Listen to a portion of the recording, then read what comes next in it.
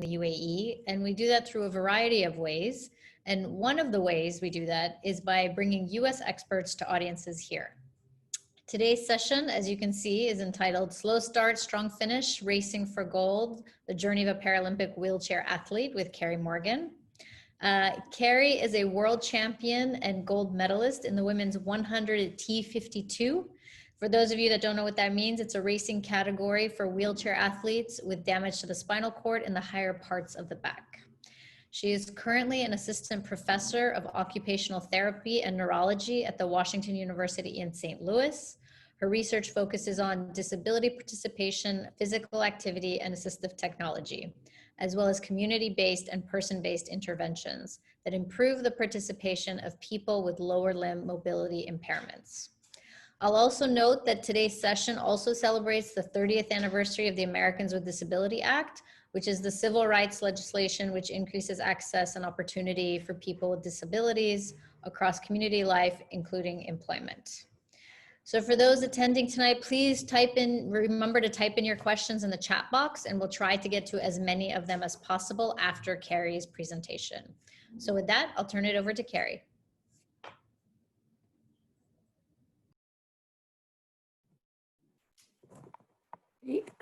Thank you so much, Yasmin. Thank you so much for having me. I'm so excited to talk to you today.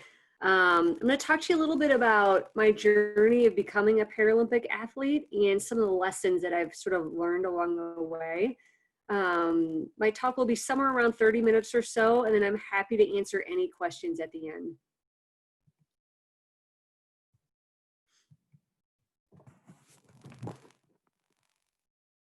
I should also say that I'm doing this presentation from home today, and I have 2-year-old twin boys. So if you hear a lot of background noise, that is what it is. All right, let's see if I can get my slides to advance. There we go. Okay, so 1 year ago this month, so last November 2019, I was actually in Dubai with the US Paralympic track and field team. You can see it pictured on the slide. This is the United States Paralympic track and field team. And we were competing at World Championships that were being hosted in Dubai. And, you know, I was there for competition purposes, but I also had a little time to travel around Dubai and sightsee and do some fun things, and really enjoyed my time there.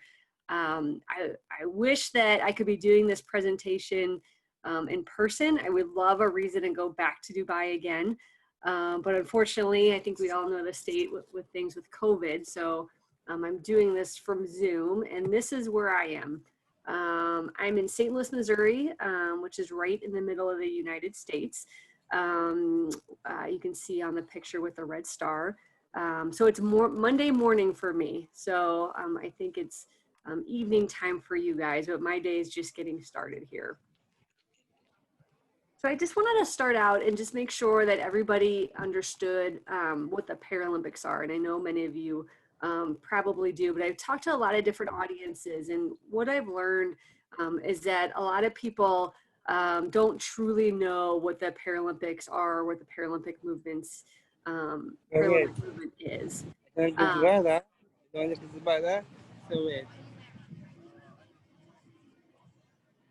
So I'm guessing that's not a question, and that's just a little bit of background noise.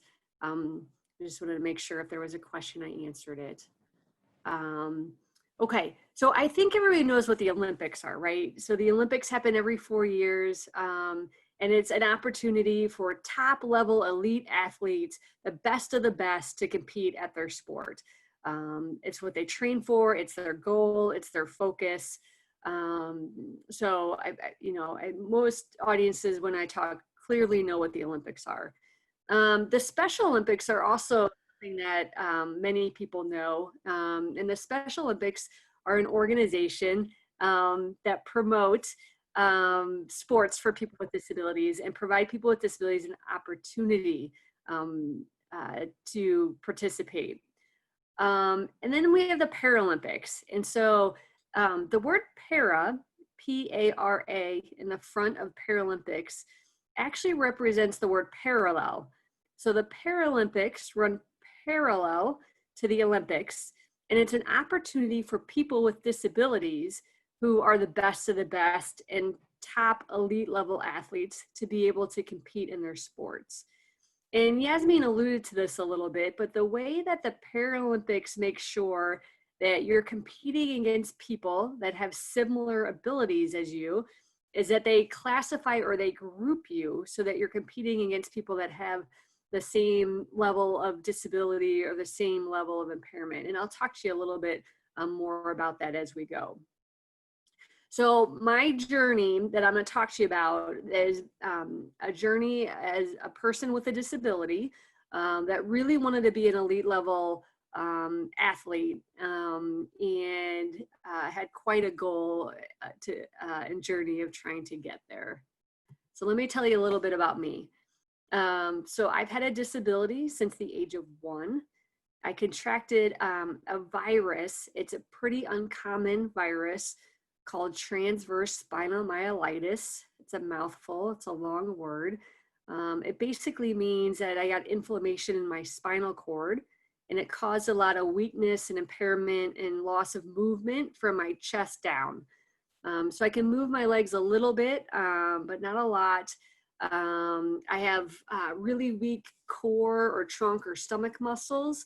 And I can move my hands pretty well, but they're really weak. So if I was to shake your hand, you would feel that I don't have all the muscles activated in my hand as somebody without a disability does. I use a manual wheelchair to get around. That's how I get around day to day, is I wheel around in a wheelchair.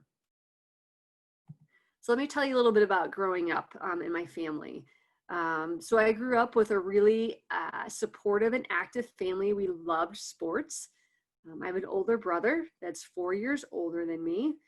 When I grew up, we did not have a lot of the programs and equipment and services that we do now in the United States. So Yasmin talked about how we now have the Americans with Disabilities Act turning 30 years old. I was born before that, when there wasn't as much attention and supports in place for people with disabilities, especially related to getting involved in sports.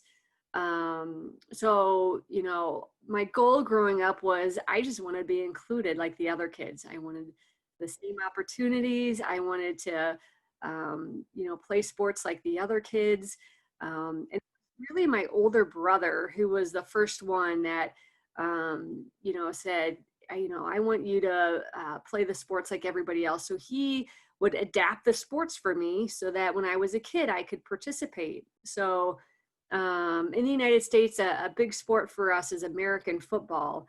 And all the kids in the neighborhood would want to play. Well, and I obviously can't run very well. So running is really important in American football. So my brother would set out a chair in the middle of the backyard, and he would put me in the chair, and then he would have me be the quarterback or the person that was throwing the ball. And he would make rules up so that people couldn't tackle me out of the chair until they counted till 10.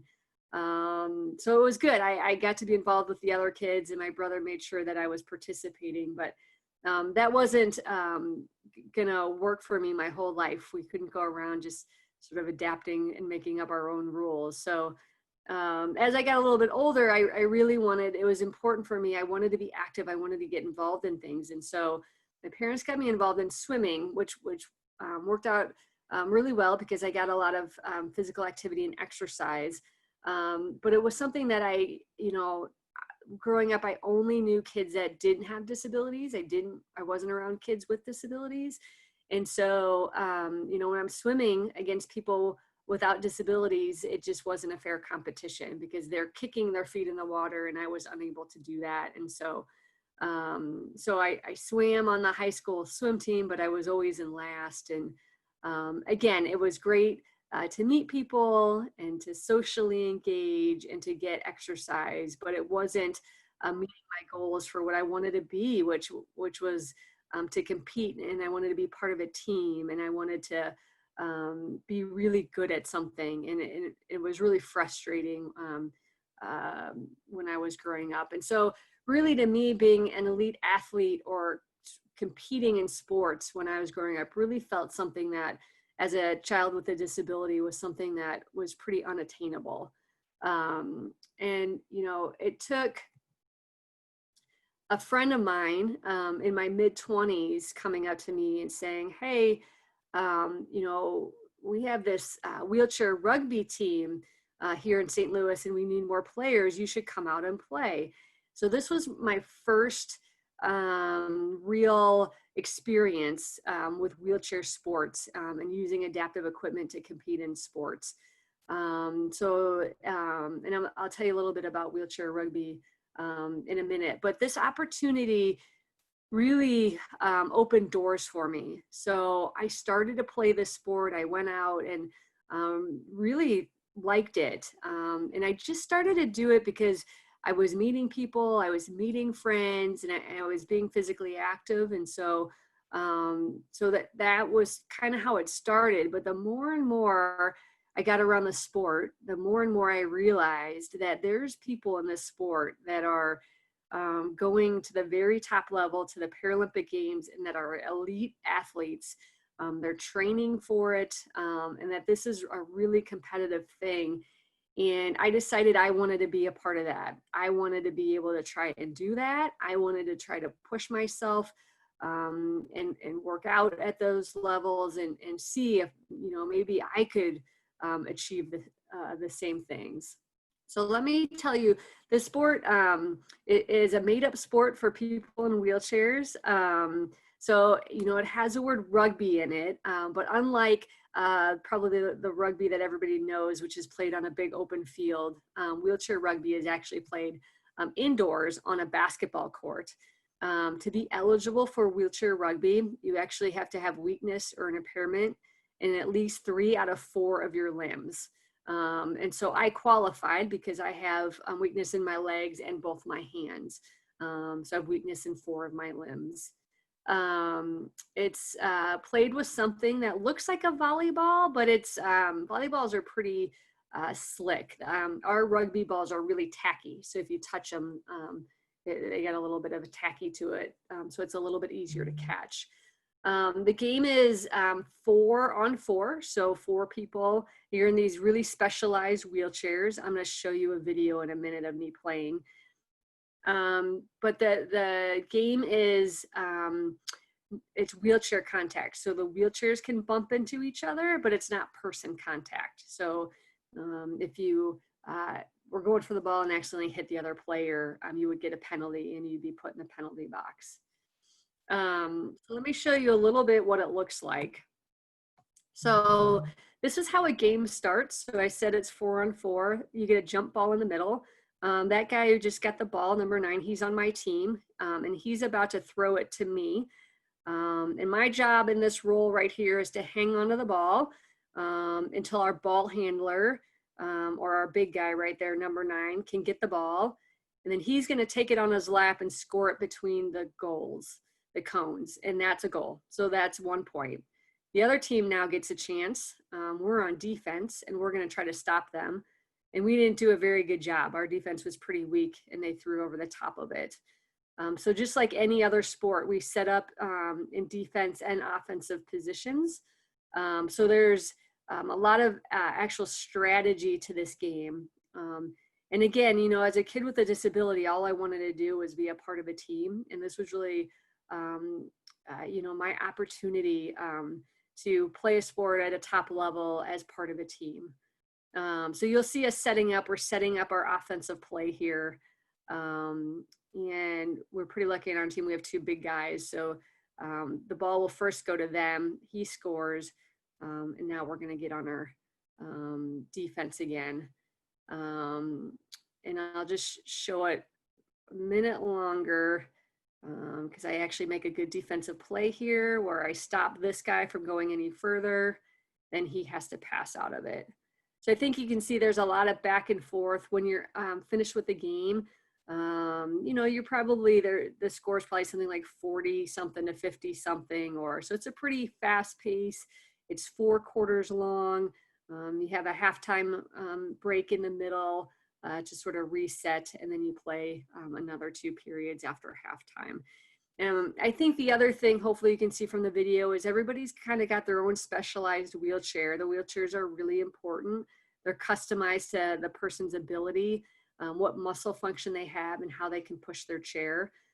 So even people with pretty high functional impairments, we can fit wheelchairs for them to be able to push. Okay, so you probably saw in the video that I was the only female on the court. So wheelchair rugby is a co-ed sport, meaning that men and women can play. In the United States, we have an association called the United States Wheelchair Rugby Association. And there's about 50 teams that are a part of this association. So every given year, there's about 500 athletes that play this sport. So my quiz to everybody here, and you can put it in the chat box, but your answer, but how many women do you think in the United States on average play wheelchair rugby every year? So A is 400 women out of 500. B is 250 women. C is 100. D is 15 women. Sorry, Ms. Morgan, a question. Yeah. How many person in the team? Yep. So yeah, typically a team will carry a roster of 12 players. However, only 4 can play on the court at the same time. Okay. So you're subbing people in and out, but you can only have 4 on the court at one time. So it's 4 people versus 4 people on the other team. Okay, so I believe it will be 250. That's 200. Yep, 250. All right. So I think you guys might be surprised at the answer here. So actually, there's only about 10 to 15 women in the United States that play wheelchair rugby every year. So it's really mostly a male dominated sport. And that's in most countries, but definitely more so in the United States. So being a woman that wanted to be really good at a sport that was mostly dominated by men, I had to make sure that I was the fastest that I could be, that I was the strongest that I could be, that I was the student of the game, that I knew all the plays, that I could anticipate, that I knew where I needed to be at all times. And, you know, it was frustrating at times because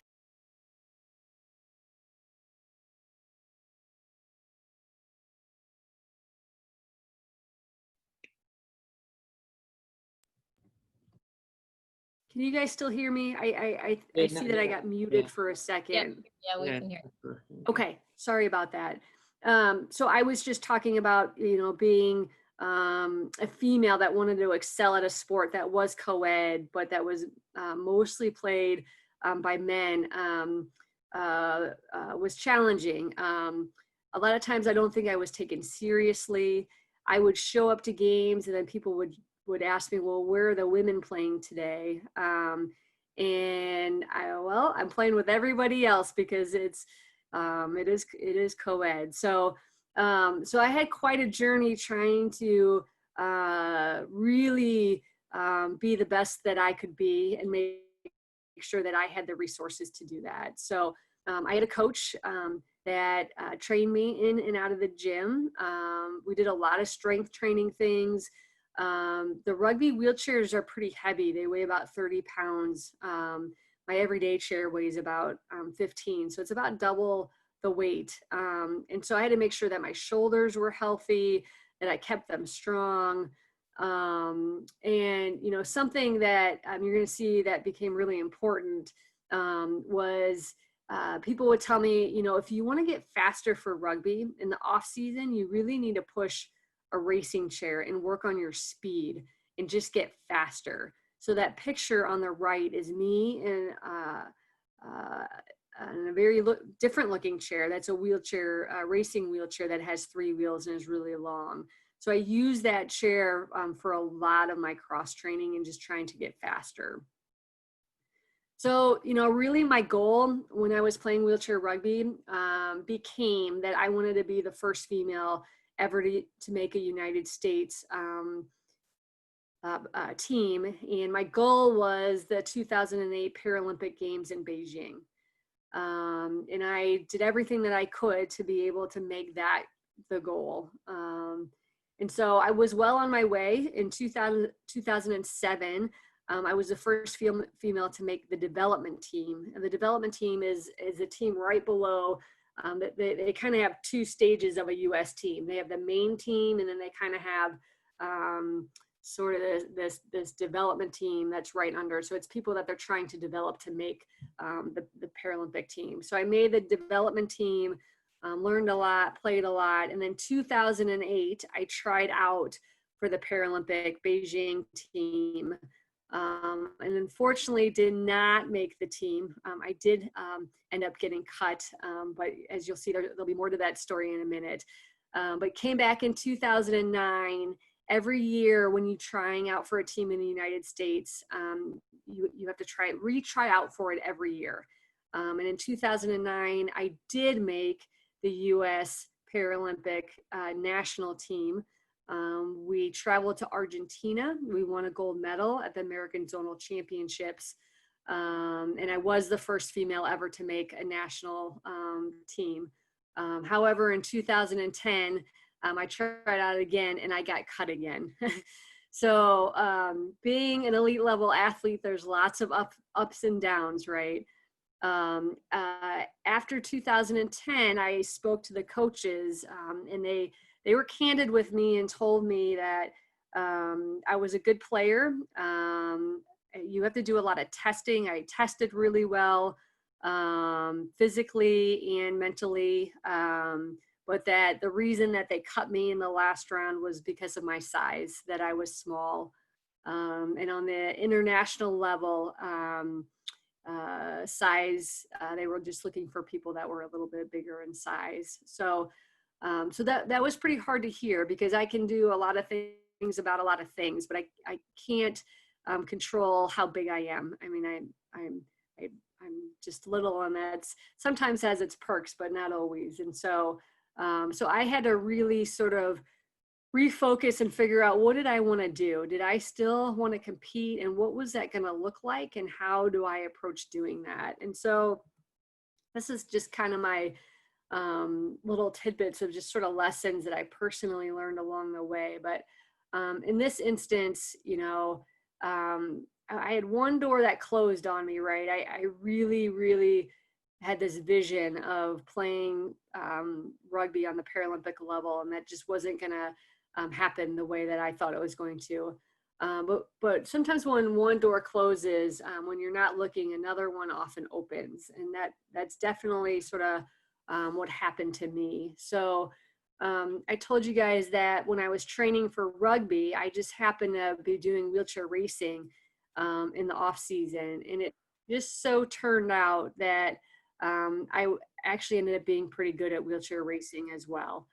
So in 2008, when I did not make the wheelchair rugby team, the wheelchair racing team actually reached out to me and asked me to try out. So I ended up in Beijing actually in 2008. I made my goal, right? I made it to Beijing. It just wasn't the way it was planned. I made it on the wheelchair racing team and not the rugby team. And I ended up refocusing again on wheelchair racing when rugby didn't work out after 2010. And I've competed in the London Paralympic Games as well as the Rio Paralympic Games. And I'm just going to talk you a little bit through my racing journey in each of these games, and just kind of my experiences and a little bit of what I've learned along the way.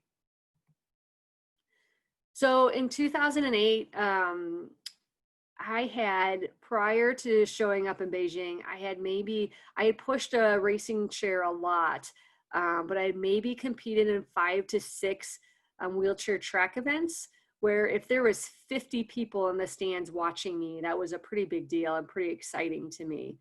Then I show up to Beijing on the United States wheelchair racing team, And this is me on the Jumbotron, the day of my first event, which is the 100 meters.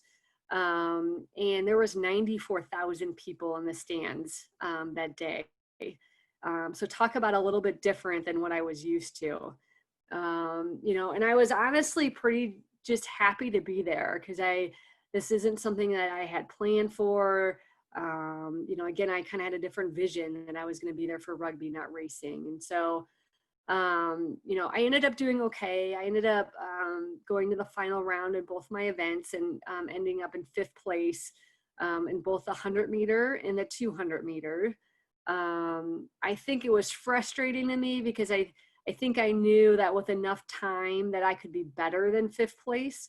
But this is where moms are great, right? So my mom would go around telling everybody that her daughter was 5th in the world. And so if you say 5th in the world, that sounds a little bit better than me just going, I got 5th place. So, you know, all in all, I would say it was a good experience. I think it showed me that I could probably excel at track if I did, you know, put my mind to it. And the other pictures on here is just my coach and my parents were able to make the last minute trip to Beijing to support me, which was a really big deal.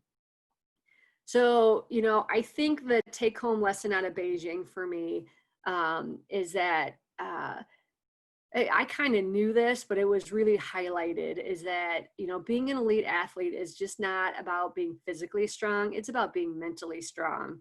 And when you roll out and there's 94,000 people doing the wave and yelling and screaming, trying to really stay mentally focused and make sure that you're staying within your game plan, your training routine, and that you're not getting distracted by the noises and the crowd, and you're staying within yourself. And that was really hard for me in Beijing. Again, I wasn't used to that, and I really had to work on you know, my mental focus and my mental ability just to block everything out when I'm on that start line. So, you know, I told you a little bit about after Beijing, I wanted to give rugby another go, and I did that, but that ended up getting cut. And so, you know, after 2010, I gave wheelchair racing everything that I had. I was going to be the best wheelchair racer that I could be, and I was going to put all effort into it. And so that leads us into the London Paralympic Games in 2012. This is a picture of me on the start line. So, you know, typically track season, it's warm. My muscles respond really well when it's warm. We get to London and it is cold. I was freezing on the start line. I had my hat on, I had my sleeves on. I was trying to do everything I could just to move around my chair to stay warm. So to say that the circumstances weren't ideal, it's kind of one way to put it. The other challenge was the day of my race, I woke up and I woke up sick. I had a fever. And again, not quite the way that you envision things when you train for years and years and years, and you're trying to put it get together at the big event on the biggest stage. But sometimes you have to go even if things aren't ideal. And so I'm going to show you a video. I'll talk you through it, but it's of my 100-meter race. And people ask me, you know, what races are you the most proud of? And I think they think I'm going to respond with, I've won 2 gold world championship medals. And that's going to be my response. And it's really not. This is probably one of the races I'm the most proud of, and you're going to see it's not the best, but you'll see what kind of sort of what happened. So let me talk you through this. So I woke up sick, right? I'm not feeling great. I know the weakest part of my race is the start. Once I get going, I have really good hand speed, and if I can just stay with people off the start, I usually have a pretty good chance to be able to stay with them and maybe pass them at the end. So I knew that I was going to have a really good start off the line. So this is the start of the race. I'm a little hard to see. I'll be a little easier to see when the view changes. I'm in the 3rd lane. I have kind of a purple chair. I have a number 4 on my frame. And I come off the start line. I'm trying everything I can to have a great start, and I come off crooked. And you're going to see I'm trying to readjust my chair there. Again, I'm in the third lane. And right here, I'm sort of in the back. I'm never in the back. And so that the person in the green chair and the person in lane 2 never beat me. And so I had to really sort of regroup here and figure out, that start of the race did not go the way that I wanted it to do, but is that the way that I want to finish the race? And again, I hadn't won a Paralympic medal yet. In Beijing, I did not place in the medal finishing. So, I had to really kind of grin and bear it in that last half of the race and mentally keep it together to be able to finish off the race. The purple and the person in the green chair wasn't too happy with me. I think she finally thought that she beat me, but I did just enough to sneak it out. You can see how close it is, to finish in third place and end up with my first Paralympic bronze medal. And so, I think kind of something that I learned here was that, circumstances are not always ideal. You think on the big day that things are gonna, the weather is gonna be great and you're gonna be feeling great, and it doesn't always work out that way. I could have given up in that first part of the race, but I didn't. And I think, that's probably, it's definitely one of the races I'm most proud of because I didn't give up. And obviously I would have liked to have been in the front with the other 2 races where I think I could have been. But I did what I needed to do to at least make the medal stand, and I was able to keep it together. So even when things aren't going your way, giving it everything you have and not giving up. So that was my first 2 Paralympic medals were in London, 2 bronze medals, one in the 100 meter and one in the 200 meter. I show this picture because if you told me as a kid with a disability that I would be representing my country and winning medals as an elite athlete, I would have never believed you. And so, sitting on the medal stand and receiving medals, was obviously life-changing for me. Okay, so then that brings us to Rio. In the Rio 2016 games, I'm a veteran now. I've been to a couple games. I've been training and focusing on wheelchair racing, and really just wanted to see how fast I could go. And, can I really be mentally focused and have really clean races? And that's what it was all about to me in Rio. In Rio, for my classification, so again, I'm a T52 athlete, meaning that I'm competing against other women that have hand limitations and trunk limitations and can't use their legs. So for Rio, they offered the 100-meter race and the 400-meter race. So they changed it up a little bit for Rio. So, the greatest part about Rio is that I raced really well. I put together 2 of the cleanest races I have ever run. And so when you can do that as an athlete and you're able to say that, at some point, no matter what the results, you just have to be happy with that. So for example, my 400-meter race, I pushed 2 seconds faster in Rio than I've ever pushed in any competition ever. And so when you push 2 seconds faster, 2 seconds is a lot. You have to be happy with that. It just so happened that 2 other people were racing really well that day. So I ended up, you would like to say when you race your fastest that you win, right? Well, I raced my fastest, but I still ended up in 3rd place, which again, I'm thrilled with because I raced really clean and really well. My 100-meter race, you can kind of see it's the bottom picture on the right. I just squeezed out a finish with the Belgian for 2nd place. So I actually ended up with a silver in a really clean, well-run race for my 100-meter race. So I ended up with a silver and a bronze in Rio. And again, sort of my take-home message here is just be happy when you do well, right? Again, I would have liked to end up with 2 gold medals, but when you run the best that you can possibly run, sometimes you just have to pat yourself on the back and acknowledge the fact that you did a really nice job. And that's, to me, that was Rio. I just put it all together, and I've been waiting to do that for years. And so that was a really big accomplishment for me. So that brings us to my latest race, which I sort of alluded to at the beginning of all this, which was a year ago. I was in Dubai, right, for World Championships. So let's kind of see what happened in Dubai. So I am in the middle here. This is my 100-meter race. It's the only race that I had in Dubai. I'm in blue.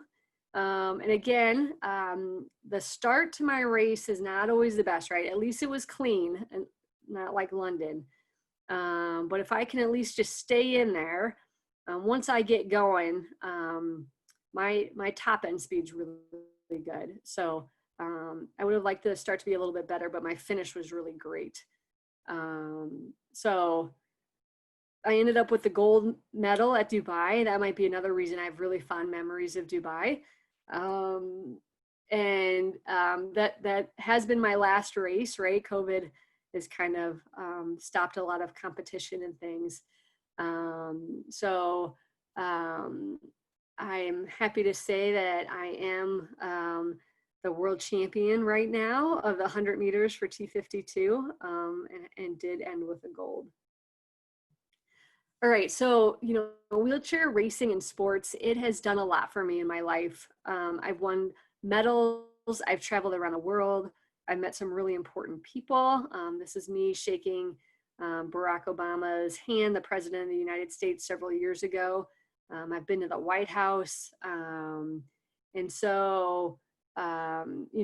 It's safe to say without sports that I definitely wouldn't have the journey that I've had. So I've been very fortunate to have a long athletic career thus far. But I do, kind of want to just point out that, when I started this, I really sort of had this idea of I'm going to do wheelchair rugby. I want to go to the Paralympics, and it's going to just be the straight path.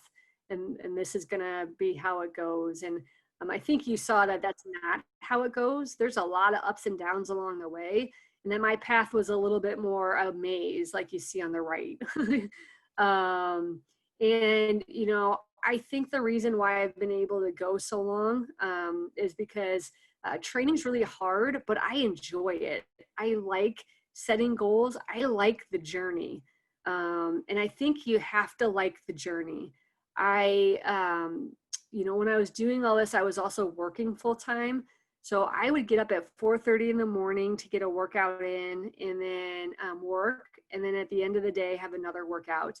And, 4:30 in the morning is really hard. And I can't say it was always easy to get up, but I knew the minute that I got to the track or the gym, that I just liked being there. I enjoyed it. I enjoyed trying to get stronger. I enjoyed trying to get faster.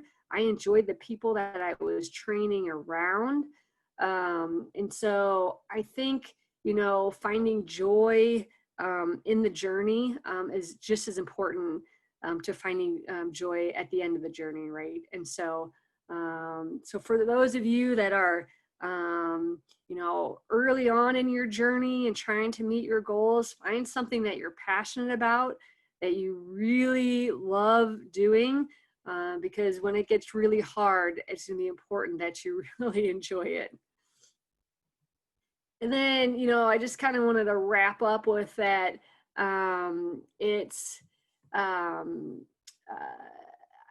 When I'm on the start line at a race, I'm the only one there, right? If I'm going to do well, it's got to be me that's going to put it together.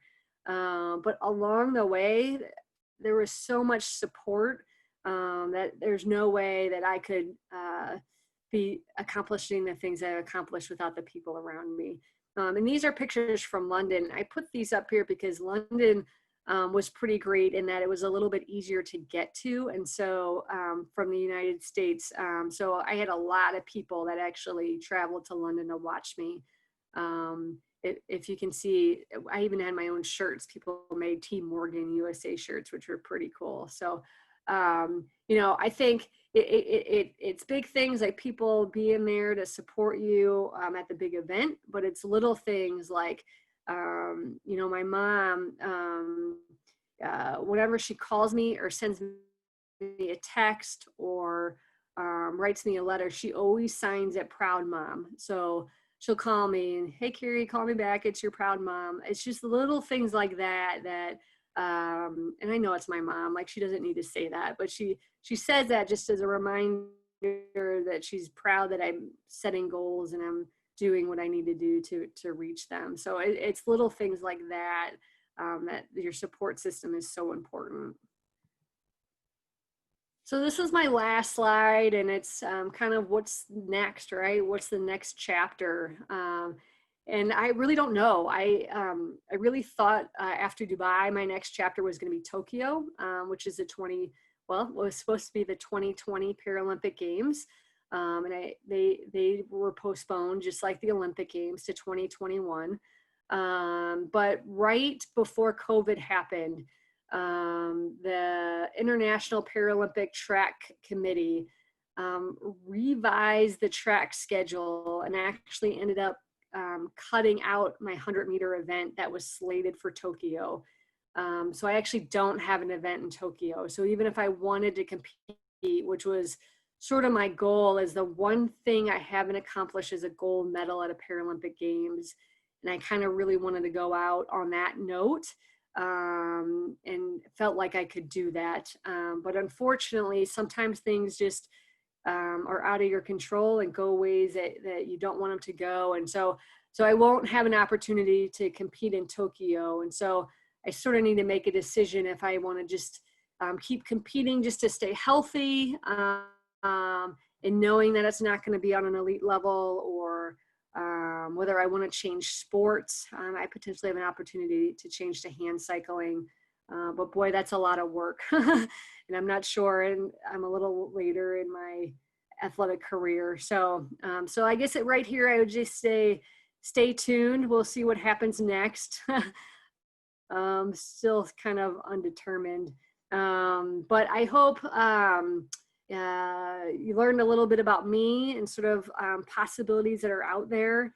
And hopefully maybe it motivated you to be able to, do whatever you find that you're passionate about and do it at the very best level that you can do.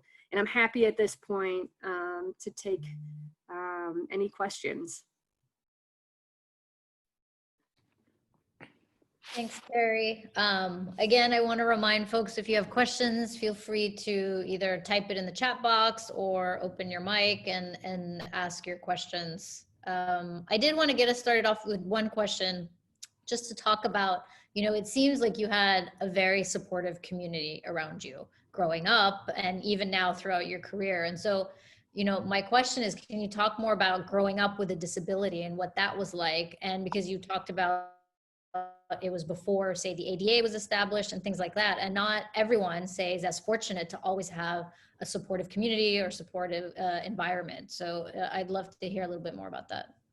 Yeah. So again, my immediate family was really supportive, but nobody in my family had a disability. No one around us had a disability. And so, and the resources weren't in place then, right? And so my family did the best they could to try to figure out how to adapt things and put me in a situation where I could be included in things. But I obviously wasn't ideal. I do feel like, growing up, I kind of missed this big piece that I just wanted to be competitive. I wanted to be a part of a team, and I just never had an opportunity to do that.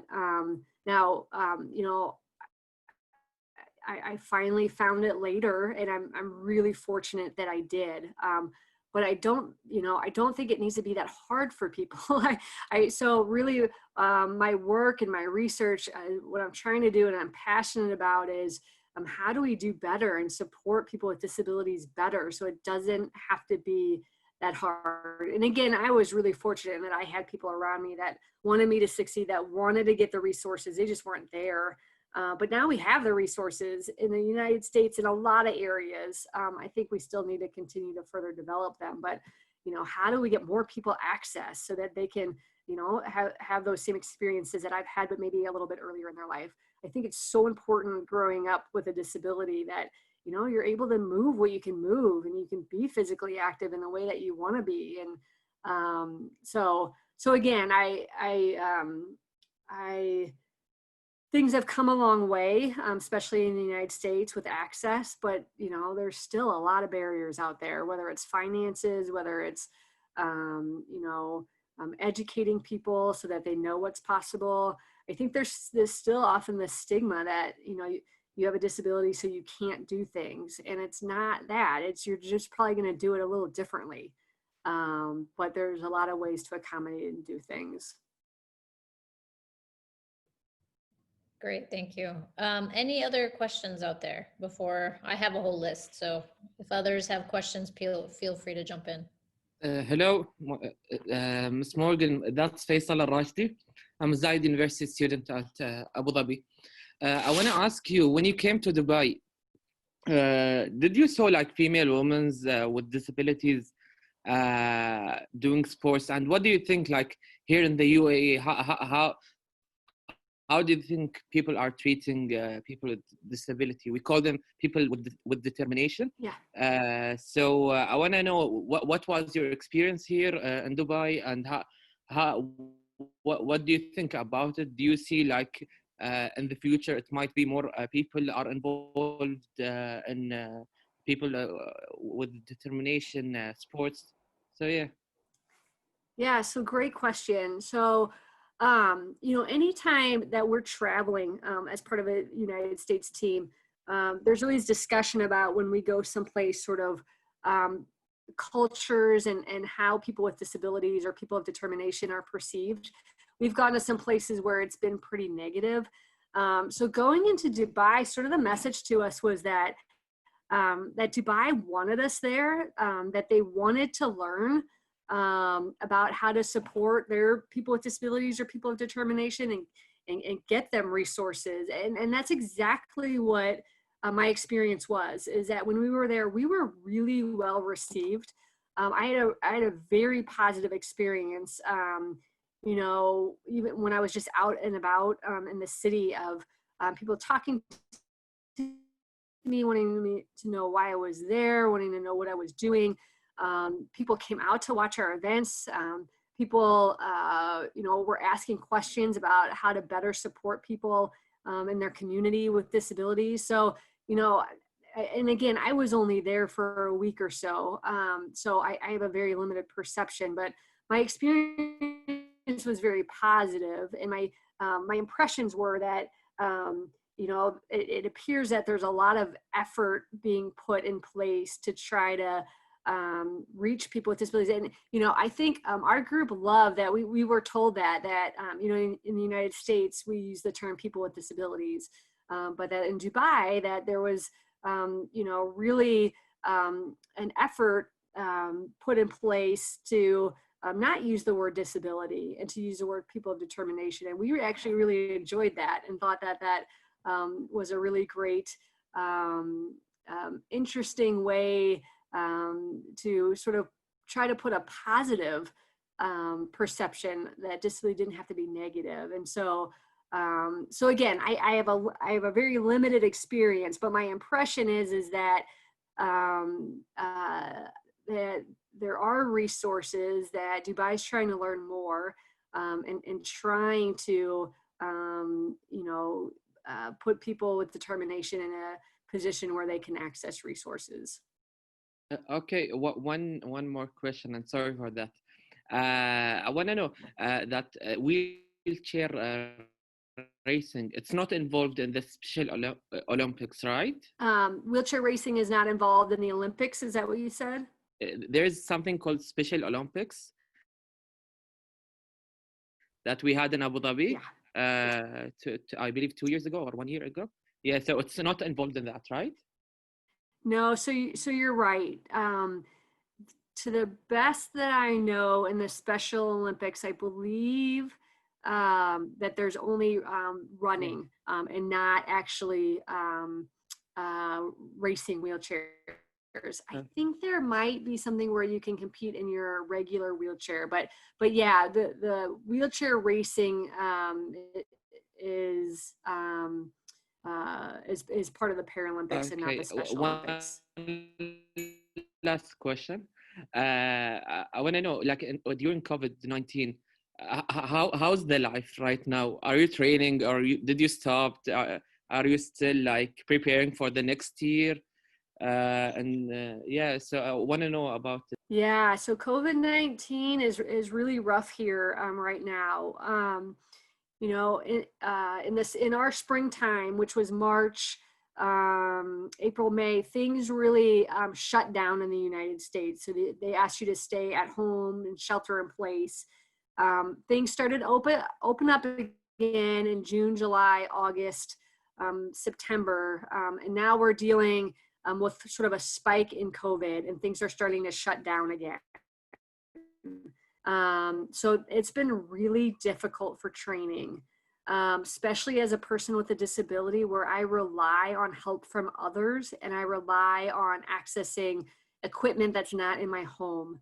And so, you know, there's a gym I go to, they have great specialized equipment. My coach meets me there, but when things are shut down, I can't go there. And so it definitely has interfered with any ability to be able to do some pretty significant training.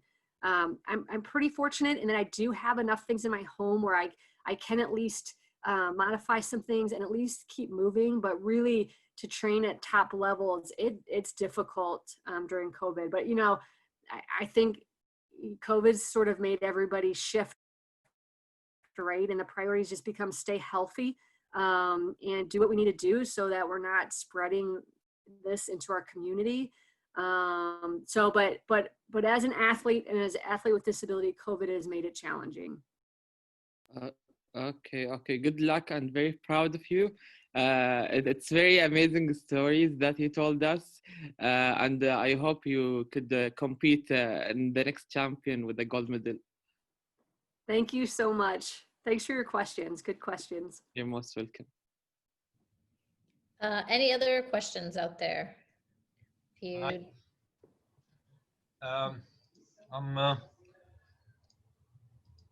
I'm Abdel Nasser from Sharjah Disabled Club. I'm working with Parasports now about 30 years. So we met, I think, in Rio in 2016. We crossed by maybe during the warm-up or maybe in the track, because I was officiating there, and also in London 2017 and in Dubai. So I think we crossed by. First of all, I would like to congratulate you for your courage, your determination to still competing from this very long time. And let's say you achieve one of your goals, that you win the gold medal in Dubai in the World Championship. And I hope that you will continue fighting and training, especially in this challenging time of the COVID-19, to prepare Tokyo 2021. I hope that I will be there and we will meet there in Tokyo on the field of play. My question, I have just one question. What is your feeling between your first participation in a high level and the last one in Dubai when you won the gold medal? This is what we want to share with you, that you share with us and with our athletes and our participants in the future, because some of them, when they reach the high level at the first time, where if they don't succeed, so they will feel disappointed, and then they will say, no, it's so far, we will not achieve, we will not get a medal or something like that. So we want them to be always motivated. So I just want to that you share with us your feeling between the first participation at the highest level. I'm not talking about the normal national level or something. So the highest level till the Dubai gold medal. Thank you. Yeah, that's a great question. So, you know, I think in my mind, I thought when I made it, right, like I made it to my first games, that meant that I was ready and I was at the top of my game, and that I was gonna you know, okay, I made it. I'm an elite athlete. This is what it's all about. And, you know, in Beijing, I didn't race as well as I could have. And I really had to focus on that. Yeah, I made it, and it was a great experience. And that was part of my initial goal, was to make it, but I can race a lot better than that. And I'm okay with third place or fifth place, or, and I know that I can mentally and physically do things to get better. So I personally, I'm motivated when I know I can do better. And I'm going to do everything I possibly can to make sure that, you know, when I go to London and Rio or whatever is next, that I'm not fifth place. It is not fun being left off the medal stand.